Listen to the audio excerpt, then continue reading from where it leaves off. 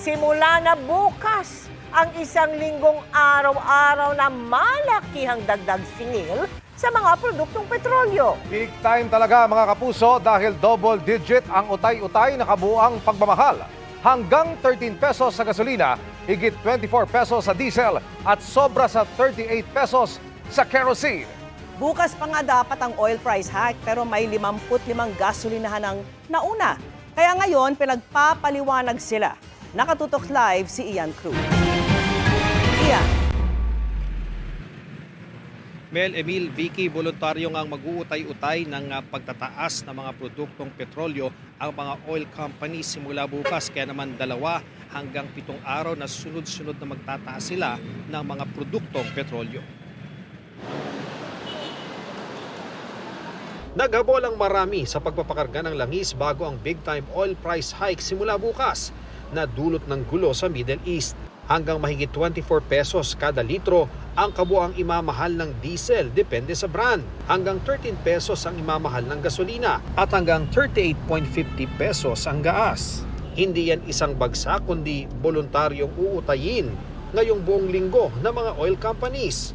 Ang Total at Sea Oil may taas presyo bukas at sa Miyerkules. Araw-araw hanggang Huwebes ang taas presyo ng Shell at Petron. Hanggang Linggo naman ang araw-araw na price hike ng Jetty. Habang hanggang sa susunod na Lunes, ang daily price hike ng Caltex. Para pa konti-konti lang, para maplano natin na maayos kung kailan tayo magpapagas. The rest, I'm inviting them all to also participate in this staggering of prices. Kanina, pinuntahan ng DOE ang isang gasolinahan sa Pasig na Sabado pa lang ay itinaas na sa 79 pesos ang litro ng diesel mula sa halos 52 pesos. Inisyuhan ito ng show cause order o SCO dahil ang presyo nito ay taliwas sa fuel pricing na inilabas ng kagawaran mula March 6 hanggang March 9. Tumanggi magbigay ng pahayag ang manager ng gasolinahan. Sinilbihan din ng SCO ang gasolinahang ito sa Fairview, Quezon City dahil umakyat sa 71 pesos ang litro ng krudo noong Sabado. Bali, nung araw pong yun, mataas po yung kuha ng amo namin po eh. Pero yung pagtaas po niyan, hindi po namin alam. Yung inuutosan lang po kami nung amo namin. Gayun din ang gasolinahang ito sa North Fairview, Quezon City na Sabado pa pumalo sa 72 pesos ang litro ng diesel. Tumanggi magbigay ng pahayag ang manager nito. 55 gasolinahan ang inisyuhan ng parehong order para ipaliwanag kung bakit di dapat kansilahin ang kanilang Certificate of Compliance. Pag hindi po sila or hindi na kontento ang Department of Energy sa kanilang mga reasons, magbibigay po tayo ng administrative na mga kaso kasama or hiwalay pa po dyan yung pwedeng ibigay na criminal case. Sinagot din ng Energy Department kung bakit nagmamahal na ang presyo kung ang mga ito ay imbak pang langis na binili sa dating halaga at tatagal pa hanggang Abril. It's the replacement cost. It's not when nila kinuha, when nila binili, or when nila na-receive, kundi kung anong magkano na yung replacement. Imagine now, if we still stay with the price 2 weeks ago, wala silang pera pang bili ng bagong stock. Samantala, nagprotesta kanina ang transport group na Piston. Panawagan nila tanggalin ang excise tax sa langis at ibasura ang oil deregulation law.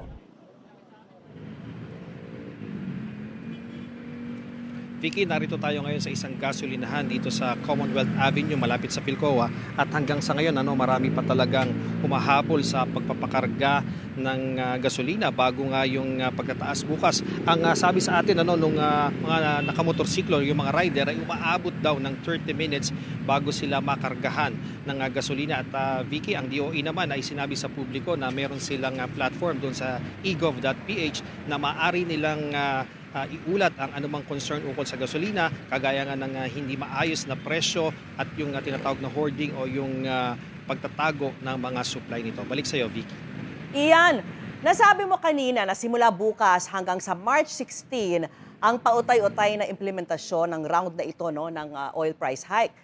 Pero meron na bang impormasyon kung magkakaroon ulit ng panibagong round ng taas presyo sa susunod naman na linggo? Vicky, naitanong din talaga yan sa DOE kung magkakaroon pa ba ng panibagong tataas presyo ang mga produktong petrolyo, pero sabi nila kanina ay sa ngayon ay hindi pa nila masasabi yan dahil yung panibagong round, Vicky, ay kinukumpute pagkatapos nung round na ito, doon pa lamang nila makukumpute yung magiging presyuhan sa international market nitong presyo ng langis, Vicky. Iyan, doon naman sa datos ng GMA Integrated News Research, umabot sa hanggang mahigit 98 pesos per liter yung presyo ng gasolina at hanggang mahigit 95 pesos per liter naman yung diesel noong 2022, bunsod yan ng Russia-Ukraine war. Yan daw yung pinakamahal na presyo sa National Capital Region simula noong 1990. Ano naman ang sabi kaya ng DOE? May chance bang umabot sa ganyang level muli yung presyo ng diesel at gasolina? Alam mo, Vicky, talagang umaasa sa best itong DOE. Talagang ayaw nilang mangyari yan. Pero kung tutuusin, Vicky, pag natapos itong sunod-sunod na mga utay-utay na pagtataas, ang gasolina nasa may variant ito na naaabot na halos sa 74 pesos at yung diesel naman may variant na aabot ng 86 pesos. Talagang medyo malapit na yung sinasabi mo na mahigit 90 pesos pero umaasa pa rin ang DOE na aayos ang sitwasyon doon sa Middle East at syempre yung Strait of Hormuz doon sa Persian Gulf ay madadaanan na ng mga tanker na naglalabas ng mga produktong petrolyo mula nga doon sa Middle East para kahit papaano ay umayos na at unti-unting magkaroon ng mas magandang presyuhan ang ating mga presyo ng langis, Vicky. Sana nga. Maraming salamat sa iyo, Ian Cruz.